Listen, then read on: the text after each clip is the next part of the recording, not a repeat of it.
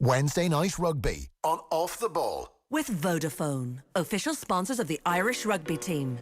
Team of us, everyone in. It doesn't get more intense than this moment.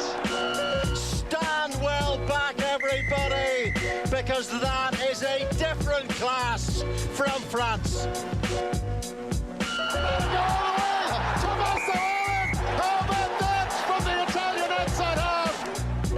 Maybe another kick from Ford. Little chip over the top. Where's this one bouncing? Oh, it's bouncing! England's way again! McInally pounces! The opportunistic try from the former Scottish captain. Sexton from outside the 10-metre line. It's spinning! It's spinning! Jonathan Sexton has made it! Here goes Thomas Williams. Tippering! Charge for the line! Oh, it's the perfect start to the second half of Wales. Has told it to Byrne. They have numbers on it. And to Andrew Conway! And in the Superb rugby from Ireland! Now you're welcome along. So we are building up to the final round of the Six Nations. Super Saturday is upon us. The main event, of course, evening time in Paris, Wales, going for the Grand Slam. Before that, the small matter of Ireland, England in Dublin. Both teams with 2 wins and 2 defeats. Very happy to say we have Andy Dunne with us. Hello. Hey, Joe. Great to have you with us. And the man Andy always says is his by a distance favourite former teammate, Will Greenwood. Hello, Will. Thank you very much. That's very kind. I'm trying to work. There must be some witty comeback. Well, I was It's just going to. Very kind. I will take it. I was just going to ask, where is he in your list of former favourite teammates? It makes top 7,000. Just. Well, listen, thanks so much for making time, Will. Big picture before we get into Saturday. The Italian games aside, this feels like it's been one of the best tournaments in years for many reasons. Yeah, look, great to have top class rugby on our screens. You're absolutely right. I think the red cards have made fascinating debating points. I think whenever there's a championship, and especially with your listeners, whenever there's a championship when England really struggle, I think a lot of people can sort of sit up on the edge of their seats and take notice, and quite happy to see that take place. The resurgent French is something we should all embrace, because a stronger France makes the championship better, gives us all a chance of being better when it comes to World Cups. And I think the way it has been refereed has just allowed the breakdown to be a little bit faster, and with it, the opportunity to see a little bit more ball in play time. Andy, are you generally in agreement with all that? You've enjoyed this year's fair? Yeah, I certainly, if we're basing it on the first 40 minutes of the England-France game last week, that's as good as I've seen in a Northern Hemisphere rugby international for a couple of years. But I think there have been some lows alongside that in terms of some of the rugby is still a little bit monotonous and stale from many sides, and not just the Irish side at times. And I'd like to see, Will mention just that how the breakdown is being refereed. I'd still like to see more pressure on the defensive lines being pushed back a little bit. I think there's a lot of teams rolling the dice, kind of running the gauntlet and maybe edging closer and closer to that hindmost foot and getting away with it a lot. And I think if that was really refereed with zero tolerance, I think it would make an inch more space for attacking teams and a better spectacle all round. But yeah, overall, it's been a positive championship, I think. Will, to Twickenham last Saturday then, this has generally been talked about as the best English performance since the World Cup semi-final. Is that your assessment as well? And if so, why? What was right again? It didn't have a lot to beat, did it? The mojo went a little bit, and the confidence has been lacking, and they've been sitting deep and becoming predictable and lost the offloading. The balance of the team didn't quite feel right. And yet, the reality was they didn't become zeros overnight. They just got a few little things wrong in a minor capacity, and you get found out. They haven't now become the best team in the world with one win. Jalibert should have scored. The French manufactured their own errors between minutes 55 and 70. And this young French team, who you sort of felt were on the cusp of a slam with a home game and would roll into Paris had they made it, just froze a little bit at Twickenham. I think, weirdly enough, I think for 2023, I think it'll help the French. I think you've got to have a couple of those car crash moments where you look back with absolute frustration of the one that got away. And most championship winning teams, most World Cup winning teams have a couple of those skeletons in the locker. But back to England, positive, offloading, set piece was tight, really strong aerial battles, much more north-south in the back line. And looked like they had their edge again. I mean, their real bite. And I think this team, you see it with their mannerisms, with Ellis Genge or with Billy Vunipola laughing and smiling, stood over people. They want it to be edgy. They want it to be niggly and needly. And when it is like that, and when they find that secret sauce to producing that sort of energy, you still rate them as a whatever nationality you are. England play well. They're still a bloody difficult team to beat. Any ideas as to why they lost their edge over the last 12 months or so? That's a great question. Do you know what? I think there's always the game on Saturday, there was a lot of desperation about it. You know, after that Scotland game, the Italy game just doesn't really count, unfortunately. Whatever they did against Italy, and it wasn't that good anyway, doesn't really count. So the reality is, some massive players with some massive reputations went into a 21-day period. If you go Saturday, rest, Saturday, a 21-day period with reputations and international careers and Lions prospects on the line. The reality is, if they win all three, 90% of them get their plane ticket. Let's just say we're going to go to South Africa, so I can use the phrase plane ticket. 90% of them get their plane ticket. Eddie has a nice summer. He takes a load of kids on the England tour. We come back to the autumn, all things rosy. You win 80% get a plane ticket. Maybe there's a couple of questions, but you know, you've parked the wobble against Scotland. So when you then lose the first one to Wales, you're suddenly left with a snooker situation where there's 65 left on the table. And you're 63 behind. You can't afford to take a couple of browns. You got to play well, and you got to win them. So the fascinating thing about this England team is they were great on Saturday, but they don't back it up against Ireland.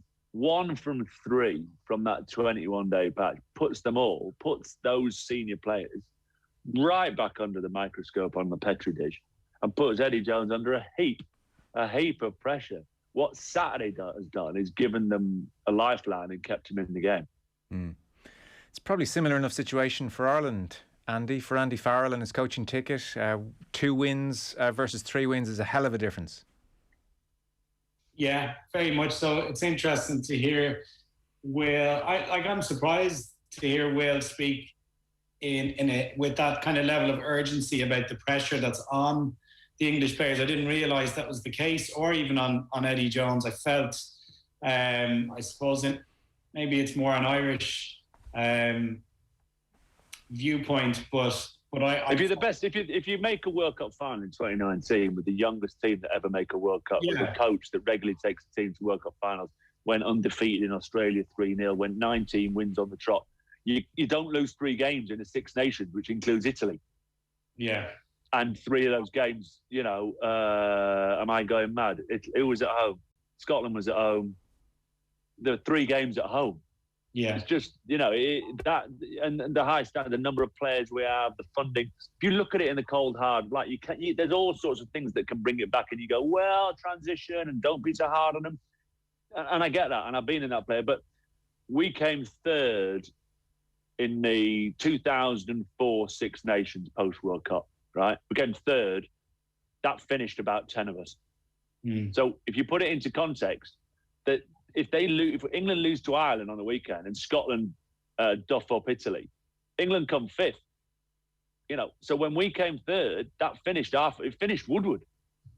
So you just got to understand, when you're that punchy as a nation in terms of numbers and structure and funding, you can't come 5th in the Six Nations, which is what could happen if England lose to Ireland. Well, Will, not be under pressure. I mean, you don't get a free ticket in life to have a free run and lose. Let's lose games and you know what? I'll see you out in 2023. We'll all just rock up and have a crack, shall we? Well, no, it's an interesting little juxtaposition in that Ireland, there is more leeway, it seems, to underperform. Certainly a season where we underperform does not necessarily, it certainly doesn't see the end of 10 international careers. We don't shift in numbers like that. We're a much slower moving organism. We don't change in that way. I mean, the last time we had a real sea change in selection was way back when Gatland was in charge of the Irish team, and he shipped off about 7-8 players and he brought in Stringer and O'Gara to start. He brought in Shane Horgan, John Hayes, Simon Easterby. He brought in 5 or 6 uncapped players, and we ended up having those fellas went on in 70, 80 caps each. But that's probably the last major clear out in a post the Six Nations or tournament that I can recall. Irish rugby, I think, culturally tends to be slower in terms of transition with selection and form. So there is pressure, I think, on Farrell, but it doesn't appear to me to be the same type of pressure. I don't think it's as finite. I mean, what I would say to be significant pressure on Farrell after this Saturday, if we play in the same manner that we've played against England the last 4 times in a row, and we've been absolutely steamrolled because we've tried to take on a juggernaut by being more physical. That's a nonsensical approach against this English team. So if we repeat that mistake for a 5th time in a row, I think there's legitimate pressure. What we need to do is just simply not repeat that tactical approach that has failed us 4 times in succession. Well, is there a danger I think one of the things I wanted to clear up, and not clear up because, like I said, I'm responsible for the words I said. The situation I'm trying to lay out are the facts as I see it as an ex-England player for this current group of England players who have given us so much and who have been so good. But therefore, that benchmark is set so high. And when you fall, by the way, this is saying this is the pressure on it. If England win, we've then won 2 out of those 3 that we talked about, and actually 80% get them. It's those absolute fine margins at the highest end of sport. And like I say, 10, I work for Sky. 10 might be slightly strong in terms of 10 international careers. But do you know what I'm saying? You cannot expect to come 5th or 4th if things go in a Six Nations as an England team and get a nice easy ride on a Lions tour and a ticket to get involved in the autumn internationals next year. It was this very day 4 years ago, 2018, Paddy's Day, Ireland won the Grand Slam, and England finished 5th in that Six Nations. Just as you were talking there, that kind of landed with me. So what did 2018 do to Jones? Because obviously they rocked up to Dublin first day out in 2019 and changed everything and they slingshot it into the World Cup. So, it wasn't disastrous for Jones that year. Yeah, that was good 2019. 2018, geez, you absolutely barreled. The thing about 2018, though, was they had so much credit in the bank. They'd gone 19 on the spin, 3-0 in Australia, beating everyone. So that was, you sort of felt that it was a slightly different occurrence. And there were young kids as well at that stage, and most of them would go on. I was chatting to someone today, the best thing, and again, sometimes you have to learn, history is the best teacher in a long way, some way. The best thing Woodward could have done January the 1st, 2004 was shaken the hands of 10 of us and said, thanks, lads, you've been amazing. Here's a bottle of Cristal, but you're not going and you're not needed anymore. And that's the thing. That's the balance Eddie has to do between who of these players will get you to 2023, who will play in 2023, and who do you need to get playing sooner so they get to 2023 with 20 caps. And that process is expedited for him, by him, with a run of games with a wretched record. Andy, to Ireland, we're grappling with some of those same problems, obviously, World Cup 2023 coming into view. So just looking over the course of this championship, the Irish tries, aside from the Italy game, we're talking the Henshaw moment where he sort of went off script in Cardiff. We're talking the French try, that was the Kelleher lucky bounce. That wasn't really a creative try at all. And then Scotland, Henshaw pounced on that ball from the kick, and we had Tyke Byrne with the pick and goes inside the 22. No starting winger has scored for Ireland thus far in the championship. Keith Earl scored late on against Italy. But, you know, in this championship where Rhys Sammet and Watson and Pennow and, you know, I'm sure Johnny May will come good and Van der Merwe has scored. It's kind of jumps out that for a start we're not getting the ball wide to our wingers or giving them many opportunities to score. What are you seeing from the Irish attack? Because I know it's been the bugbear of yours for about the last 1,000 years. Unfortunately, not a whole lot different. Okay. I mean, the crossfield kick was from Johnny Sexton was smart and resourceful. It was using space that was available, and we got a bit lucky in terms of the bounce. But you can't base your attack at international level on an occasional crossfield kick. The biggest issue that has come out of, Will probably wouldn't be aware of this, but one of the most startling stats in the Irish rugby attack is we're dead last by a distance in terms of offloads per possession. We have one in, I think it was 45 possessions, we've one offload, where the French are down at like one in every 9 or 10. And you can't win. You can't win with games. You can't win with numbers like that. The game requires ball movement, shifting point of attack, lifting it into space, anticipating that ball being lifted.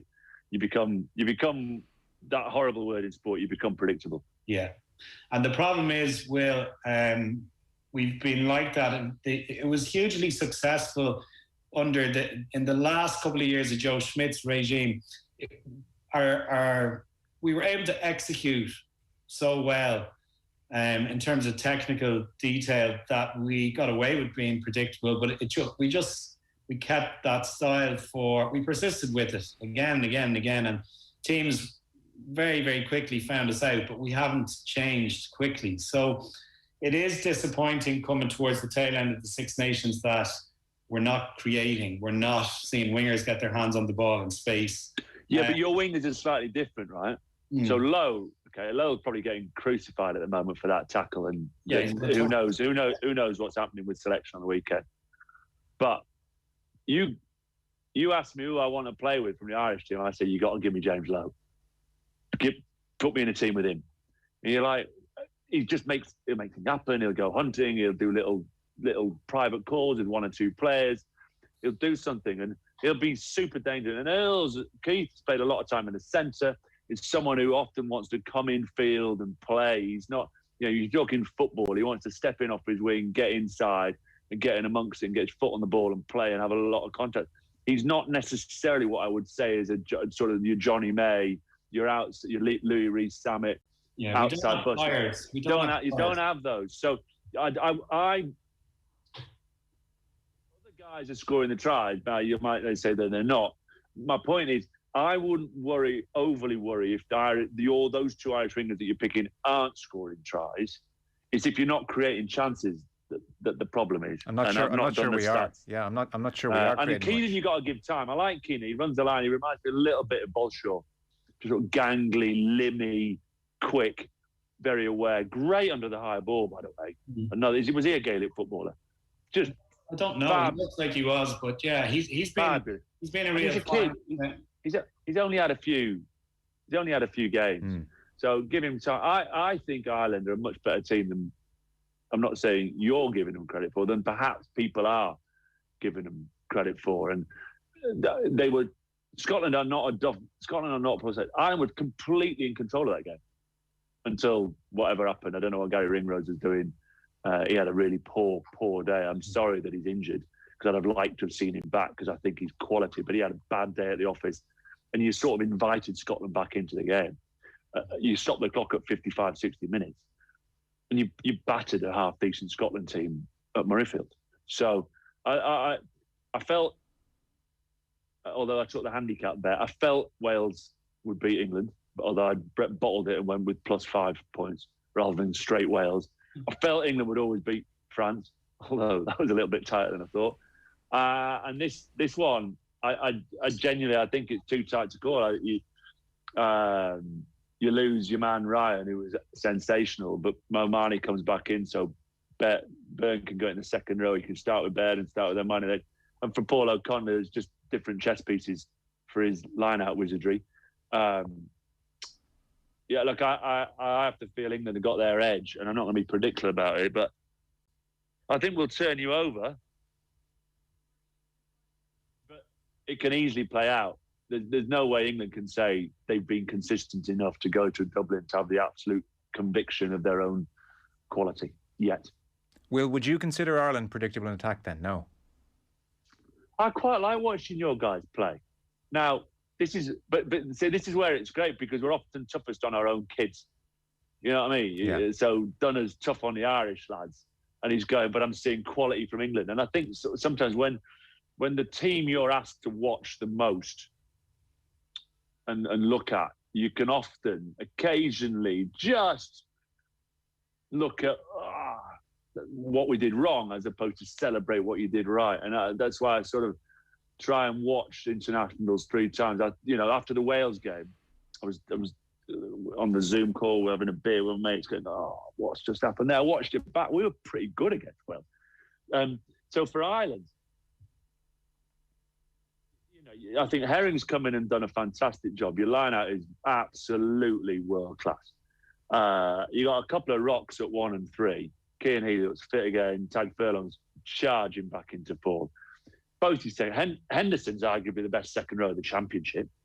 I mean, he's been unbelievable. Everything he touches, he's doing. He's like a Whitelock at the moment, error-free, all over everything, doing stuff. Ryan's been tidy without being off the charts. Will Connors always rearranging his scrum cap. What a chop tackler he is. Him v Curry. Ticket money alone. Standard does what he does, carries umpteen times, wins a couple of turnovers. Burns been knockout, Lions 15 material. I think you've struggled a little bit at 9. I think there's going to be a couple of. I think they're going to get after Gibson's Park and get on and charge him down. I think he's slightly slow at that, but he gets the tempo when he's passing. I loved Henshaw this tournament. Sorry, I'm listing all your players that you know so much about. I loved Henshaw. I think he's been absolutely, maybe the last 2 games in particular. There was knockout at Murrayfield. I think you've got to give Lowe time, because Jeezy makes things happen, but I don't think he'll go that high on a tackle again. Earls is just Earls, isn't he? Sensational kicker, kick chaser, tackler, defender, quick, punchy, barrel-chested. And this fella, Keenan, will come, and Sexton hasn't missed a goal, did he, last week? So I come and excited, to go back to your initial question, I come excited about an amazing Saturday. But with a couple of teams, specifically in the Ireland-England game, where there's quite a lot on the line for everyone in that middle match. Andy Dunne, why can't you be more like Will? You're always so negative on here talking about Ireland. Very true. I'm really looking forward to Saturday. Andy, so in the attack then, what is jumping out to you? What are they trying to do? Because we've asked a few times, well, what's the pattern under Mike Catt and Andy Farrell? And various pundits have come on and said, I'm not too sure. So sure, you must be starting to see something now. We kicked a lot, obviously, against Scotland. Got a lot of joy from it. But so what's your main quibble at the moment? Like what's not happening that should be happening more? I would always like to see, and I've said this probably, I am like a broken record, probably for 3 years in a row when I'm on the show, I think we're overusing the box kick as a means of starting attack or getting further up the field. I mean, it is ultimately giving away possession with a bid to retrieving it, to fully giving it away and surrendering it in the hope we get it back. It is a good tactic for putting pressure on, but I think it's just been overused, beaten to death. In fact, that much overused that I think I'd like to see more variation. And then the other side of our attack that I'm probably still just haven't seen enough of is the full width of the pitch being used, as in the space between the players being a wider space. So when we attack, we often attack in droves, in narrow channels, and we make sure we hold possession. So we retain possession and we get into the opposition 22. With multiple phases, we grind teams down, but in clutch moments when that hasn't worked, we haven't had an alternative. And so they're the things I haven't seen in our attack that in this Six Nations I still really haven't seen. I'd like to see that width. So the opposition either respond by going man for man, which means there's more space between those defenders, or if they defend narrow, we have the ability to at least go around them with a sharp passing game. So neither of those two things have happened. What we have seen when we've been good in attack is maintenance of possession, attacking narrow channels well, putting pressure on opposition defences. They have to make those hits or we'll score if we maintain possession in the 22. And then we have used those occasional kick pass type options that Sexton used as well. We've used Henshaw hugely effectively. I'd agree with Will. I think he's been probably the outstanding performer for Ireland, certainly in the back line. And then we've seen the likes of Keenan coming through. I would hope to see if Lowe is selected again, I'd hope to see a significant improvement. He's tended to pull a rabbit out of a hat and create things really well for Leinster, Will, but he hasn't yet. Yeah. For Ireland, So yeah, when I watched him for Leinster in the European Cup, I thought, when's he qualified for Ireland? He's going to South Africa on the Lions tour. He's then was it the French game? I actually didn't think one of those tries. I think he had to come and jump. I think inside let him down, but obviously the Hugh Jones try was just one of those. You could rewind the clock. Where he'll be lethal for you, and you against this mass, as you say, it's a big old English lumpy pack who look as though they got their edge back, and they want to press. They want to get you into the wide channels. They want to press. They want to shut you down before it makes third receiver. You got to punch. You got to have the confidence to punch close, and you got to use short sides. Yeah, where Gibson Park is strong, where he is sharp, is just scooting back up that short side. Where Lowe is outstanding, and where you have got some handlers who can play, is isolate an England short side, because sides who want to press still want to press on short side, but you can't press on a short side. You got to just actually occasionally give up 5 yards and use a touchline and be friendly and be less aggressive. I just don't know if this England team know how to be less aggressive, and therefore manipulate short sides as often as possible against a pressing defensive unit. That's your best chance of getting in behind. Then once you're in behind, then you can put width on it, because you know they won't be as aligned, they won't be as collective, they won't be as powerful, they won't be as suffocating from those wide rucks. But if you try and go wide off the wide rucks without denting them first, I think you almost end it. I know, unfortunately, Donna, I think you've got to kick it at times like that. And you've got to use your aerial quality, which you undoubtedly have. That fair, Andy? We've got to kick it as much as we're kicking it at times? And then, by the way, I said that if you're on a wide channel and you go wide from a wide ruck against this England team, you're in trouble. Yeah, they'll come hunting, they'll sniff you down. But if you punch and create a short side and jag back, then do it. The Kiwis are great at it. The Crusaders are great at it under Scott Robinson. So they manipulate the ability to play wide by doing a little zigzag. Bang, 15-metre channel, bang, back to the 5-metre channel, now disorganised, now width, now play. Yeah, I think that's a very shrewd observation, but we're not doing that. So that's an issue. If we were to be manipulative with defences, hit it up in midfield, the opposition hard press, that defence is not set when you split them down the middle. And like Will said, they've got to use, if they're on a short side, they've got to use the touch line as a friend. And England are not inclined to do that, which would make them more prone to some dog legs in the defence. Someone's going to shoot out of the line and there will be little holes. And I think that's something we haven't looked to exploit against England at all in the last 4 games. So, I mean, I think Will has given very shrewd insight as to how to beat a defence like that. We have yet to see that from the Irish squad. So perhaps on Saturday, if they're listening, they might take some of the advice. Yeah. Yeah. Well, we'll have to see. I mean, send Caddy a text. He doesn't respond to mine anymore. I don't know why.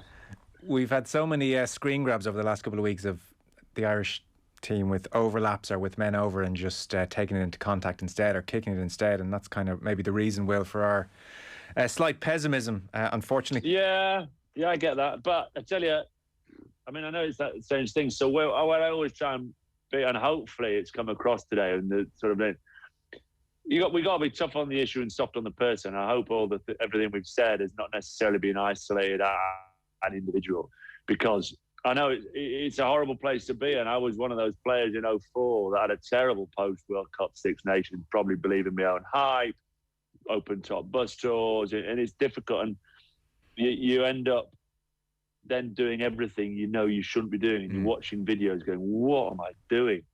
And it just takes something to spark it.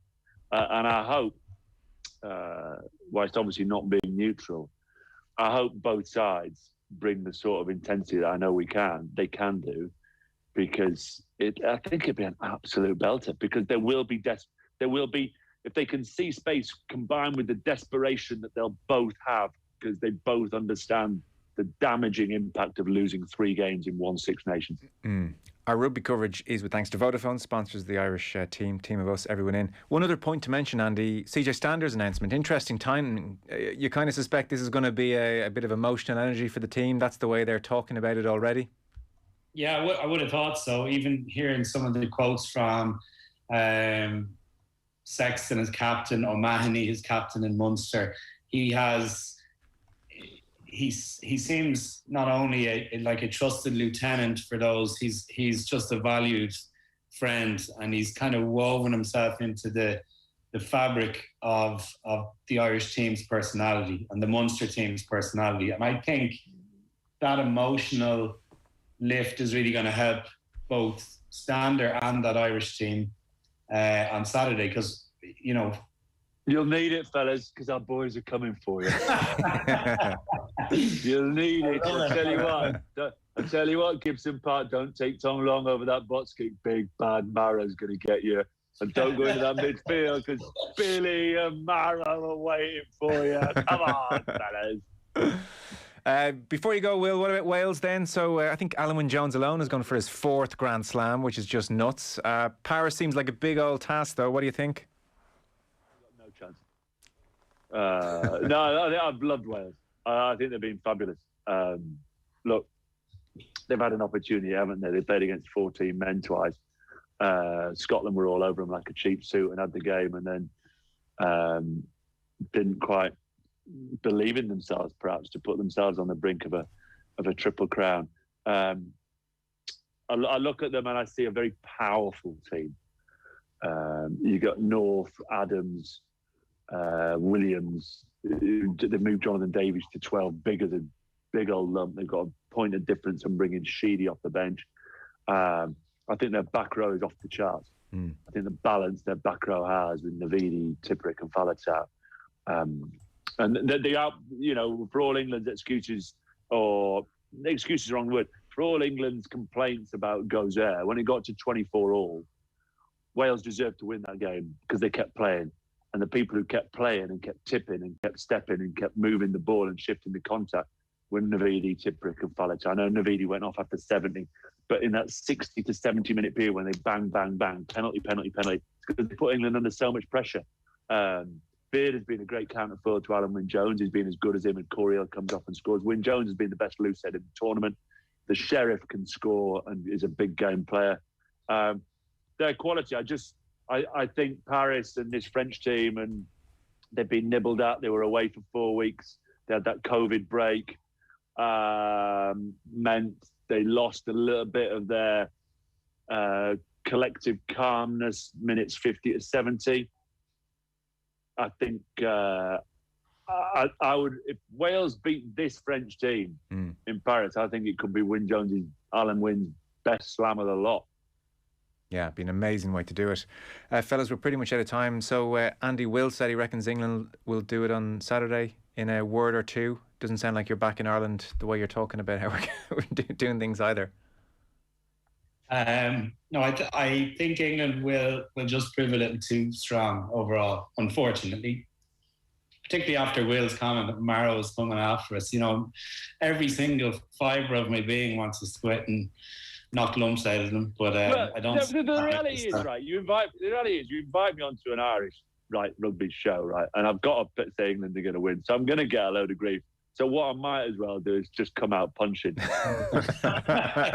Because I'm going to get it anyway. The second I say I think England will win, I'll be go, oh, look at him. So I might as well say, we'll stuff you. Because it doesn't change your view of me as an English individual. Sorry, we all think England will win. So there you go. Yeah. Andy, as ever, thanks so much. Will Greenwood, thank you for making time. Much appreciated. Cheers, boys. Cheers. There you go. Andy Dunne and Will Greenwood. And by the way, just to point you in the direction of another piece. So ISPCC Childline, with thanks to Vodafone and Irish Rugby, are giving you the chance to win a signed matchday jersey from Saturday's game. So to support ISPCC Childline and enter the competition, donate €10 at idonate.ie/Team of Us. So idonate.ie/Team of Us for a very good cause. And as part of all this, Vodafone ambassador and former Irish international, obviously, Mike Ross, was speaking with Neil Tracy earlier today about the campaign. And just for a bit of Irish positivity, he, like many people, really impressed with the Irish line-out just now. I think so, yeah. I mean, Rob Herring's throwing's been mostly excellent. And like Rowan Keller has come on, the partner himself. But there's a lot of moving parts to getting the line out right. You have to go up in the same place consistently every time. You have to have lift in the air for the same amount of time consistently in the same height. Because if any one of those three things are off, then the hooker can put the ball exactly where you were the previous jump, but because you're a foot behind where you were, or maybe you didn't get the full extension, or you didn't go on your tiptoes, suddenly the hands aren't there to catch the ball. And especially when you've got a bunch of lads jumping next to you, trying to get the ball off you too. For people who'd have absolutely zero experience of being in a line-out, like how much practice goes into memorising those exact moments of, okay, I'm taking 1.5 steps forward, I'm taking 2 steps back, and this is the exact moment the throw is going to be made, and we're lifting right now, or we're jumping right now. How much practice and memorisation has to go into that? A huge amount, and like an awful lot. And you do that so it becomes kind of muscle memory when you're on the pitch, that you're not thinking about how many steps you take. You just hear the call and you switch in, you know exactly where you're going. Because there's a lot you can help out your hooker. You can do 3-second lifts. You always, and your technique, there'll be a lot of work in your technique. You want to get fully locked out. You want to come up onto your toes. You want to get chest to chest with the man you're lifting with to get maximum extension and height. And you have dozens of lineouts during the week. You have walkthroughs where you might get up, but you've been going through the movements, to save the varicose veins of the jumpers. There, little snapshot of Mike Ross talking to Neil Tracy. That full chat's available on all our social channels, and Brian O'Driscoll is going to be on the show tomorrow evening. Irish team obviously named tomorrow, so Brian O'Driscoll on the show tomorrow. Wednesday night rugby on Off the Ball. With Vodafone, official sponsors of the Irish rugby team. Team of us, everyone in.